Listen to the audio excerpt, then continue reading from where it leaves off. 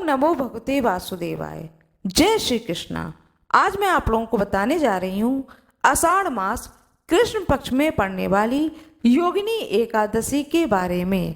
यह एकादशी व्रत कब धारण किया जाएगा और उपवास खोलने का अर्थात पारना का शुभ मुहूर्त क्या होगा, सूर्योदय कब होगा, सूर्यास्त कब होगा, द्वादशी तिथि का समापन कब होगा, संपूर्ण जानकारी अपने वीडियो के द्वारा आप लोगों को देने जा रही हूँ।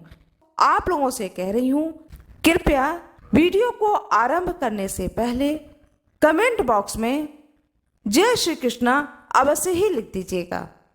आइए जानते हैं योगिनी एकादशी के बारे में। हिंदू धर्म में एकादशी व्रत का अत्यधिक महत्व बताया गया है। एकादशी तिथि महीने में 2 बार आती है, एक शुक्ल पक्ष में, एक कृष्ण पक्ष में। साल में कुल 24 एकादशी व्रत पड़ता है। जिस साल अधिक मास पड़ जाता है उस साल एकादशी व्रत बढ़ जाता है। इस प्रकार कुल 26 एकादशी तिथि हो जाती है। आइए जानते हैं आषाढ़ मास कृष्ण पक्ष में पड़ने वाली योगिनी एकादशी के बारे में। कहा जाता है, शास्त्रों में वर्णित है कि जो कोई भी आषाढ़ मास कृष्ण पक्ष की योगिनी एकादशी व्रत को करता है, इससे कुष्ठ रोग का नाश हो जाता है। इसलिए भी इस एकादशी का अत्यधिक महत्व बताया गया है। एकादशी व्रत को धारण करने से भगवान श्री कृष्ण की कृपा प्राप्त होती है, भगवान श्री हरि विष्णु की कृपा प्राप्त होती है, और जिस पर भगवान श्री हरि विष्णु की कृपा होती है उस पर माता लक्ष्मी की कृपा अवश्य ही होती है। आइए जानते हैं आषाढ़ मास कृष्ण पक्ष में पड़ने वाली योगिनी एकादशी का दिन और तिथि के बारे में।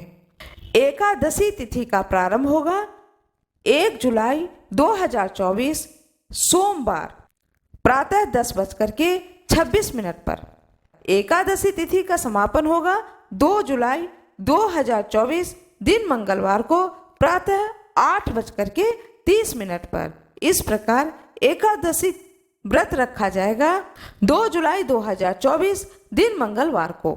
सूर्योदय होगा प्रातः 5:13 पर, सूर्यास्त सायं 7:03 पर, ब्रह्म मुहूर्त प्रातः 4 बजे से 4:50 पर, अभिजीत मुहूर्त दोपहर 12 बजे से 1 बजे तक, राहु काल दोपहर 3 बजे से 4:30 तक। स्थायी जय योग बन रहा है, सर्वार्थ सिद्ध योग बन रहा है। यह 2 शुभ योग इस दिन बन रहे हैं। प्रातः काल स्नान ध्यान करने के बाद में स्वयं को संकल्पित करें कि आज मैंने आषाढ़ मास की योगिनी एकादशी व्रत को धारण किया है। इसके बाद एक चौकी बिछाएं, उस चौकी को गंगा जल से छिड़क करके पोंछ लें। इसके बाद में पीला या लाल रंग का आसन बिछाएं। उस आसन के ऊपर भगवान श्री हरि विष्णु अथवा भगवान श्री कृष्ण की फोटो या प्रतिमा को रखें। भगवान श्री हरि विष्णु या फोटो को षोडश उपचार से पूजा करना चाहिए। इसके बाद में दीपक जलाएं, धूप दिखाएं, आरती करें। उसी स्थान पर नीचे आसन लगा करके स्वयं बैठें। एकादशी के दिन चावल का अक्षत स्वरूप या हाथ में चावल लेना भी वर्जित माना गया है। अतः हाथ में पुष्प लें और चावल के स्थान पर सफेद तिल का इस्तेमाल करना चाहिए। हाथ में पुष्प लेकर एकादशी व्रत कथा को पढ़ें अथवा सुनें। इसके बाद आरती करें। आरती करने के बाद जो भी आपने फल और मिठाई का भोग लगाया है उसको पूरे परिवार में वितरित कर दें। इसके बाद आप सारा दिन एकादशी के व्रत को रखें। फलहार में फलहारी नमक का प्रयोग किया जाता है और फलहार बना करके जो भी आप फलहार बनाएं उसमें तुलसी दल डाल करके भगवान श्री हरि विष्णु और भगवान श्री कृष्ण को भोग लगाकर ही स्वयं लें। इस बात का अवश्य ही ध्यान रखें। इस प्रकार से सारा दिन का व्रत करें। सारा दिन किसी भी एक मंत्र का जाप करें।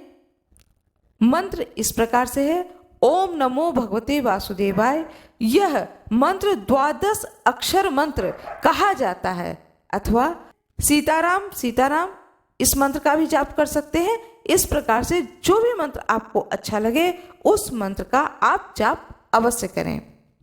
सायंकाल भी भगवान श्री हरि विष्णु की इसी भी प्रकार से स्नान ध्यान करके फिर से पूजा करनी चाहिए और शाम की आरती करनी चाहिए। उसके बाद शास्त्रों का विधान यह है कि रात्रि जागरण करना चाहिए। एकादशी पर रात्रि को सोना नहीं चाहिए। पूरी रात्रि भगवान श्री हरि विष्णु का ध्यान करके भजन कीर्तन करके रात्रि को बिताना चाहिए और दूसरे दिन प्रातः काल उठ करके स्नान ध्यान करने के बाद में फिर से भगवान श्री विष्णु की इसी प्रकार से पूजा करने के बाद में ब्राह्मणों के लिए दान निकाल करके तब व्रत का पारणा करना चाहिए।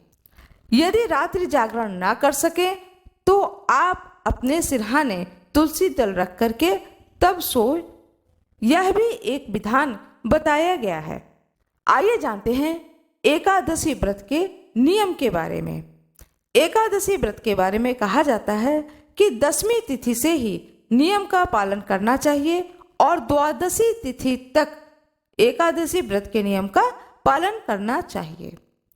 10वीं तिथि पर तुलसी दल तोड़ लें। 10वीं तिथि की रात को शुद्ध सात्विक भोजन ग्रहण करना चाहिए।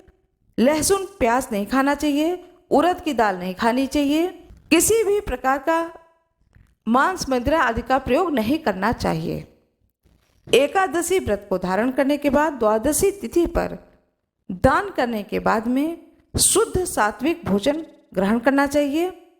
एकादशी के दिन झूठ नहीं बोलना चाहिए। किसी भी प्रकार का प्रपंच नहीं करना चाहिए। किसी की चुगली नहीं करनी चाहिए। किसी की निंदा नहीं सुननी चाहिए। बाल नाखून इत्यादि नहीं काटने चाहिए। एकादशी तिथि पर किसी के भी घर का भोजन या अन्न या फलहार कोई भी इस तरह की वस्तु को नहीं ग्रहण करना चाहिए। यह शास्त्रों में बताया गया है। इस प्रकार से एकादशी व्रत को नियम पूर्वक धारण करने के बाद द्वादशी तिथि में ही व्रत का पारणा कर लेना चाहिए। आइए जानते हैं पारणा का शुभ मुहूर्त क्या है। 3 जुलाई 2024 दिन बुधवार को प्रातः काल सूर्योदय से लेकर के 6:45 तक यह शुभ मुहूर्त पंचांग में बताया गया है। आशा करती हूँ कि आप लोगों को यह जानकारी अच्छी लगी होगी। कृपया वीडियो को लाइक करिएगा, चैनल को सब्सक्राइब करिएगा, बेल आइकन दबाना ना भूलिएगा। आप लोगों का बहुत बहुत धन्यवाद।